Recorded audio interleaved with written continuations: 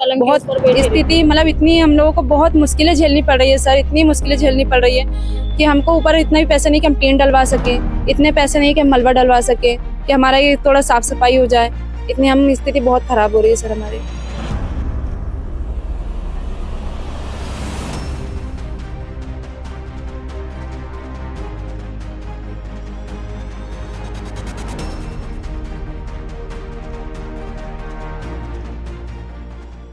भोपाल के नेहरू नगर के पास बसी मांडवा बस्ती नाम भले ही छोटा हो, लेकिन यहाँ की समस्याएं बहुत बड़ी हैं। सबसे बड़ी समस्या पानी की किल्लत। सुबह होते ही लोग हाथों में बाल्टी और बर्तन लिए कतार में खड़े नजर आते हैं। पानी का इंतजार कभी घंटों तक, और जब पानी आता है तो उतना ही कम कि प्यास बुझ भी जाए या घर का काम चले, यही सबसे बड़ा सवाल बन जाता है। सोचिए जरा, एक तरफ शहर में मॉल, होटल और रेस्टोरेंट्स हैं जहाँ पानी की बर्बादी आम बात है, वहीं दूसरी तरफ इस बस्ती में लोग हर बूंद के लिए संघर्ष कर रहे हैं। लेकिन कहानी सिर्फ पानी तक सीमित नहीं है। बरसात के दिनों में ये बस्ती मानो दलदल बन जाती है। टूटी फूटी छतों को पन्नियों और बोरे से ढककर लोग किसी तरह अपने सिर पर छत का इंतजाम करते हैं। कई घरों में पानी भर जाता है। बच्चे गंदे पानी और कीचड़ में खेलने को मजबूर होते हैं। बुखार, मलेरिया और डेंगू जैसे खतरनाक रोग इनके साथी बन जाते हैं। यहाँ के लोग कहते हैं, इतनी मैं अभी हालत देख रहा हूँ आपके घर की, बहुत सी मतलब रहने को कैसे आप रह पाती हैं? सर हम मतलब बहुत तकलीफों में रहते हैंगे, क्योंकि हम बांस इकट्ठा कर करके, जब झांकी है ना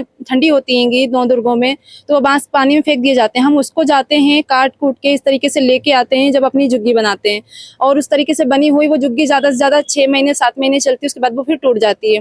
वो वहाँ देख सकते हैं आप, वहाँ पे बांस लगे हुए हैं, टूट गई पूरी जुग्गी, हमने फिर से बनाई है उसे।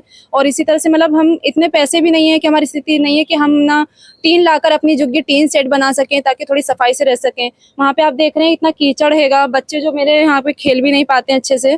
तो आप ना इतनी मदद हो सकती है कि क्या, इतना महंगा आता है मलबा, इतना महंगा आता है कि 500-1000 रुपए की एक ट्राली आती है, तो हम कैसे डलवाएंगे? हम नहीं डलवा सकते। अगर हमारी इतनी मदद हो जाती है तो आपको बहुत एहसान होगा कि आप थोड़ा मलबा डलवा दें, तो हम खुद मेहनत करके थोड़ा सा पैसा लगाकर हम और साफ सफाई कर सकते हैं अपने यहाँ की।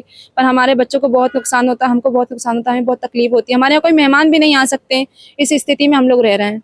आप क्या बताएंगी, क्या क्या चीजें आपको झेलनी पड़ रही है? यही जो इन्होंने बताया वही हमें भी दिक्कत हो रही है। घर में तक पानी चूता है, ऊपर मतलब टीन अगर भी पानी घर में चला जाता कैसे आप लोग फिर उससे मतलब कैसे फिर बर्तन आगे? रखते हैं जगह जगह, जहाँ पे भी पानी टपकता है अगर ऊपर है ना, वहाँ बर्तन रख देते हैं। अगर नीचे गीला होता है तो कपड़े से, बोरे से उसको साफ करते हैं। बच्चों को ऊपर बिठाते हैं, जब तक तो गोद में रहते हैं जब तक पानी गिरता है। बहुत स्थिति मतलब इतनी हम लोगों को बहुत मुश्किलें झेलनी पड़ रही है सर, इतनी मुश्किलें झेलनी पड़ रही है कि हमको ऊपर इतना भी पैसे नहीं कि हम टीन डलवा सके, इतने पैसे नहीं कि हम मलबा डलवा सके, कि हमारा ये थोड़ा साफ सफाई हो जाए।